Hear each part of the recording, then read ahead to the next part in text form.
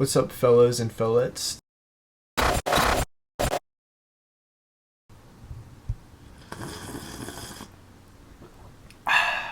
No, but for real. So today I'm going to make a video about 10 tips that helped me get started with writing. So for those of you who don't know, my name's Trip Church. I've been writing for over a year now.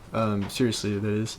And I've written 3 first drafts for different novels, and I'm working on getting some of them to their second draft stage. And so this channel is going to serve as a way to entertain and inform other aspiring writers and hopefully help you along your way. Alright, so let's jump right into the first tip that helped me start writing. And the first tip is going to be to build a writing habit. So this one comes straight from the man himself, Brandon Sanderson. This is why the single best thing you can do to be a better writer is make good habits for writing consistently. So the big thing with building a writing habit is that it doesn't have to be every single day, but you do need to carve out consistent times, ideally. Yeah, so the big thing is going to be that you don't have to necessarily write every single day, but you need to start building that habit of writing frequently. It doesn't have to be every day, like I said. I usually aim to just write on the weekdays, but I do write every weekday, and it's pretty much a requirement for me. Another thing, you really want to know yourself and know that, like, don't carve out a time in the evening if you never feel like doing anything in the evening. Like, for me, I feel my laziest in the evenings, so I'm not going to put my most important thing to do, because to me, writing is the most important thing. I'm not going to put that at the end of the day. I do writing first thing in the morning, and you can do it when you want to do it, but figure out what time is most ideal for you. Don't schedule it at a time that doesn't make sense. You want to do it at a time that will be most conducive to your productivity and efficiency. So yeah, like I said, I build a habit of writing in the mornings. Another thing that'll help, consider developing a ritual around it. Like, I always brew a cup of coffee and then go start writing, and I think the coffee kind of helps start something in my brain, if that makes sense. So consider that. Be careful with it though. You don't want to get too dependent on anything. You want to be able to write even if something goes wrong, or if your schedule gets thrown off, you still want to be able to write at night. Just beware that when you're getting started, you do what you got to do, build a habit of it, and make writing a part of your day. So my second big tip for writing, and this one is definitely geared towards fiction, but give your characters a goal. So it's really easy to start a novel when you're kind of inexperienced and your characters just kind of walk around and go about their day and nothing that exciting is really happening. And for the reader, this is not going to be very interesting. They're going to get bored quickly, and they're going to be wondering, why am I reading this? Like, what's the point? So you don't have to tell the reader the point right away, but you do need to give your character a goal. Even if their very first initial goal isn't what their main goal of the novel is going to be, you still need to give them something to pursue. So a good example might be, if your character's big thing is like a revenge story, you don't have to start with the revenge from the very get-go. Like, for example, my book, that is the situation. One of my books, the character is going to be focused on revenge for the bulk of the story. But before before the wrongdoing happens to him, before he has a reason to focus on revenge, I gave him a very simple motivation of wanting to steal something. Very simple, but you can drop that right in the first chapter, and the reader's instantly, okay, he's trying to steal something. How's he going to do it? And seeing how characters go about achieving their goals is one of the best ways to characterize a character. 2 characters might have the same goal, but they might go about it in very different ways, and that's going to tell you a lot about who the character is. To reiterate, the goal itself will tell you a lot about the character, and how they achieve that goal will tell you a lot about it. And you get the bonus side effect by focusing on these goals, is that your characters are going to become more active and therefore more interesting. Passive characters tend to be boring to readers because they're just sitting around waiting for something to happen. Active characters are more interesting because they go out and do things all on their own. Alright, so tip number 3 is going to be study the greats. And by this I mean read lots of other authors that you admire and read their work closely. For me, at least, I find when I read, there's kind of 2 modes I can read in. So there can be the simple, I'm just reading for enjoyment and pleasure, and I just let the words create that picture in my mind, and I just enjoy the process of reading. And then the second way of reading is a more academic, studious approach, where you're really trying to examine the mechanics of what the author is writing and why it creates the effect it does. So this isn't as fun, it's more work, but it's how you actually get better. So if you're reading something and you notice a sentence that just, wow, that's like a very beautiful sentence, like you really want to stop, Read it a few times and think about what makes this sentence beautiful. Is it the rhythm, how they're phrasing the sentence, or the diction, or the imagery, the prose? What about it is making that sentence so effective? And look at it in context too. Don't look at just the one sentence, look at the whole paragraph and see how it fits into the bigger picture. And this doesn't just apply to sentences, of course. If there's a character that you really enjoy, figure out why you enjoy that character. This is going to be a big way to help yourself when you're first starting writing the book. This is what I did for my first book. Is I knew it was going to be inspired by like Mistborn, for example. That was one of my big inspirations. And so I reread the book before I started writing mine, and I specifically was trying to take note of like, how does he do this thing and why does it work and how does he do the ending or stuff like that. And the goal is just to get a sense of how to approach it. And the more authors you're able to study and learn from, the wider your arsenal of tools and different approaches you'll be aware of. Because the less books you've read, you only know about a few options. But as you read more, you start to realize, oh, I could do that or that. As you read more from different authors, you're going to start creating your own ideas by synthesizing so many different ones into your own unique ideas. Since ideas aren't really new, but the approach to the idea and how it's executed is where you're really going to find the uniqueness to your idea. So this one kind of goes a little bit along with that. It's tools in the toolbox. And so what you really want to think about this is when you're taking writing advice from anybody on the internet or real life or anywhere, take it all with a grain of salt and consider it as tools in your toolbox, so to say. So you might hear the advice, like earlier I said, to build a writing habit. For a lot of people, and for me in particular, this works very well, to write consistently every day. But for other people, this isn't going to work. They're going to be, maybe they're too busy during the week, but the weekends they can sit there and bust out 10,000 words or something. If that's them, then maybe that's the solution for them. And building the writing habit doesn't work. Although, technically that's still a habit if they're consistently doing it every week. But that's beside the point. The idea is that you want to take any advice you get, take it with a grain of salt, and consider it as an option for you to use, but not mandatory. Give it a shot, try it, and see if it works. If it doesn't feel like it's helping you, then you can discard it, set it aside, and maybe you'll use it again in the future, or maybe not. Some more examples might be being a pantser versus a plotter. Like, I'm generally more of a plotter, but I do try to let myself discovery write things when it feels natural, and I'm willing to adjust the outline to fit what the discovery writing, grows. Because it's just, you don't want to put yourself into boxes and confine yourself. At times, limitation can help breed creativity, but at other times, you do need to be willing to expand and try new things so you don't get stagnant. Alright, so tip number 5 is going to be to get a critique partner or a writing group. So both serve similar functions, and what you're really looking for here is someone to review your work and someone else's work for you to review. And the reason I don't include beta readers are very valuable, but you really can gain a lot from critiquing and criticizing other people's work.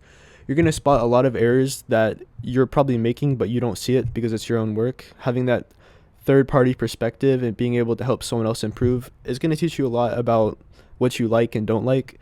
And reading that other newer author's works, you're gonna start to see the contrast from a newer author versus a more experienced one, and that's going to give you an idea of the things you need to be focusing on to improve your own craft. A writing partner is great. You can look for them on Reddit or tons of other websites, or try to find them in real life, and try to be exchanging every week or something. You want to be reviewing each other's work pretty frequently and gaining from it. Try to find someone about your skill level. A little better, a little worse, obviously, is fine, but you don't want to be paired up with someone who's significantly better or significantly worse than you. If you're significantly better than them, you won't really be learning anything from them. And if you're significantly worse, it'll pretty much turn into a mentorship where they're just fixing your problems and you're saying, wow, this is so good. Which is great, but that's not really going to be serving the same function that a critique partner or a writing group will. Writing group's kind of the same deal, just you get more perspectives. Just be careful with that you don't get off topic, and that if you are letting people critique your work, don't be all defensive. Let them critique you, and then just take their feedback and don't defend it, because even if they get things wrong, you just want their unfiltered opinions, because those are going to be your best representations of what a typical reader might think. They're not a perfect representation since authors are not your typical readers, but you're still going to be gaining some good insights. All right, so number 6 is going to be setting effective goals. The important thing with this, with setting effective goals, is it's going to really determine how motivated and successful you are. I'm going to give an example of a good goal and an example of a bad goal. So a good goal would be, I'm going to try to write for an hour each day. Now, this isn't a perfect goal for everybody, but the reason this is a good goal is because it's something achievable and it's completely within your control. Assuming you have that hour of the day to spare, which realistically, if you want to make an hour out of your day, you can. You just have to choose some things to sacrifice for that. And writing for an hour is completely achievable. Even if you only write 50 words, if you make yourself sit at that computer for an hour and type, then you have achieved your goal of writing for an hour. An ineffective goal might be saying, I'm going to write 3,000 words today. Now, maybe that's doable for you, but a lot of people, 3,000 words is quite a bit. That would be like a very good day for me. So I wouldn't ever expect myself to write that many words. Additionally, when you put word counts, like goals based on quantities like that, you're running the risk of sacrificing quality just for quantity, which isn't necessarily a bad thing on the first draft, which sometimes your goal is just to get it done, but it's you don't want to stray so far into writing disgusting, terrible words that you're wasting your time. Like, if it's going to take more time to correct it than it would to just type it correctly, like, you might want to just type it correctly, or at least closer to correctly. I want to give one more example of an ineffective goal. Don't set yourself a goal of becoming a bestseller or something. That's so far out of your control that if it doesn't happen, it's going to tear you up, and it shouldn't, because that's just out of your control. Instead of setting a goal to become a bestseller, set a goal of finishing the novel. That's going to be a lot more approachable, and you could still get that feeling of success and achievement, and it's completely within your control. For tip number 7, we're going to talk about starting small. So this is one that I put into practice for my first novel, and I really do think it helped me a lot. And this is going to be to just constrain yourself more than you think you should wherever you're starting. If you're starting with a novel, maybe have it take place in just one city. It's tempting, I know, to have your novel be an epic quest that spans an entire continent and takes 3 decades to complete, and they go to all these different cities. And I understand the temptation for that, because those books are often some of the best ones. But you really have to just limit yourself, because that's just so much. And you're putting so much pressure on yourself to do so many different things right, that it's going to be very difficult to achieve. Instead, consider confining yourself to just a single city or something like that. By doing that, you're forcing yourself to create more depth within your story and your world building, instead of just throwing things, So consider it like a deep pond versus a shallow ocean. With the deep pond, you're going to be seeing a lot more different of the smaller details that make things most interesting.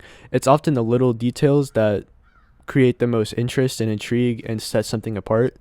If you're just visiting a city for one chapter, it's just going to feel like any other city. But when you spend a whole book in it, you're really going to feel like you understand and know that place. And so it's going to be very valuable to start small, especially just for your first book or two, just to keep it constrained and force yourself to develop more depth to your settings. And this doesn't necessarily just have to apply to settings. You can also apply it to characters. For example, maybe you start with just one main character and a small cast of side characters for your first book, rather than starting with a huge ensemble cast that each has their own set of side characters. Just by doing this, you're forcing yourself to not let too many characters become there's a term called character soup, where you just kind of have a new character show up every time something needs to happen. And a lot of times the same character can serve a role many times, and they can reappear throughout the story. And it's going to be more effective because you'll have more chances to characterize the one character, and your reader will appreciate seeing that same character over and over again. They'll be, oh, hey, it's that guy. And it's a fun effect for the reader. So it's a nice trick to do. Okay, so tip number 8 is going to be getting involved in the writing community and having a writing headspace. So it's kind of 2 tips in one, but I think they're closely enough related that we'll just roll with it. So as far as getting involved in the writing community, the reason I put this forward is because it ties into the writing headspace. And basically what you want to be doing is dedicating part of your background and brain power, if you will. Your subconscious, your whatever you want to call it. You want a little bit of your brain just always thinking about your story, and just kind of in the background, letting the gears turn and developing new ideas and letting these things happen organically. And basically, your brain thinks about a lot of things when you're not thinking. Like right now I'm focused on this, but maybe in the back of my mind I'm thinking about one of my characters and slowly coming to a realization. It's why you be doing dishes and just have that aha moment where you're, oh, this character is this, and you'll just totally realize. And what it is your brain's been thinking about that for like the past 3 days in the background. And so by getting involved in the writing community, you're reminding your brain to keep thinking about these kind of things throughout the day. And so whether it's watching writing videos like this one, or getting on a writing subreddit, or following writing Instagram accounts, whatever you got to do, or just reading frequently and thinking about your story, you're going to be reminding your brain to keep thinking about it. And as far as the writing headspace, it's very beneficial to take advantage of times when you're doing something physical that requires very little brain power. So if you're driving and you normally listen to music, every now and then turn off the music and just ask yourself, so what scene am I writing tomorrow, and how can I make that scene really good? And just think about it. Or if you're doing dishes or mowing the lawn, all those activities, or walking the dog, they all make great times for you to just focus on your story and figure out new things and to look at it from new angles. So you're going to definitely want to try to find time to do that. That's a more active thought generation versus the more passive thought generation of just letting your brain think about it throughout the day. And I think they're both very important. So you're definitely going to want to try to get both of those as part of your life. All right, so tip number 9 is going to be that writing and editing are different skills. A big tip that you'll hear from a lot of people, and I also agree with this tip, is to don't edit while you write. Turn off your internal editor, especially for first drafts, and just let yourself write. Right now, if you're writing your first draft of your first novel, your number one priority is just to finish the book, because that is going to be really difficult for you. As you start to finish more books, you can start to build up that confidence and believe in yourself that you can finish it because you have before. But for your first one, when you haven't done it before, you really just got to push through it and prove to yourself that you can finish it. Don't get into the habit of starting a project and then getting 10,000 words in and being like, I don't really want to do this. Get into the habit of finishing what you start. I guess that's kind of a whole extra tip, but whatever. What I'm trying to say is writing and editing are different skills. So write the book, put it away for 3 to 6 months, and then edit the book. At least for me, editing the book so far has been rewriting the entire thing. I know that's not what you want to hear. That's not what I wanted to hear, and I didn't want to do that, but I wrote the first book in about 3.5 months. I came back to it 3.5 months later, and I was like, oh gosh, this isn't even salvageable. I should just restart. And I did, and I'm glad I did. I think that was faster. Trying to edit all of that would have taken me longer.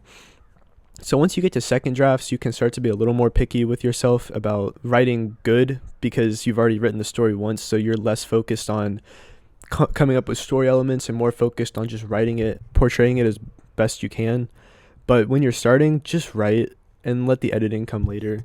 And on the same token, do practice editing. After you write the book and you come back to it, like I wrote a book and then I wrote another book and then I went back to the first one, you're gonna look at it and be like, oh gosh, this is bad. Let me just write something new, because it'll just be better. But you do need to practice editing. It's a whole separate skill set. So don't neglect that, because you have to be able to edit.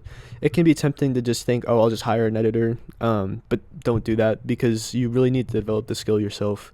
And hiring an editor is just patching a broken window with a Band-Aid. It's not a good idea in the long run.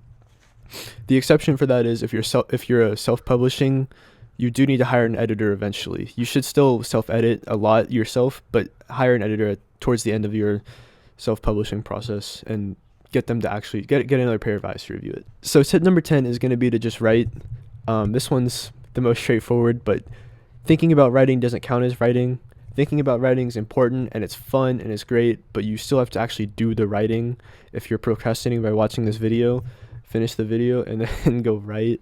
The idea of being a writer is very enticing. The reality of writing is far less enticing. It's grueling, boring, often not fun.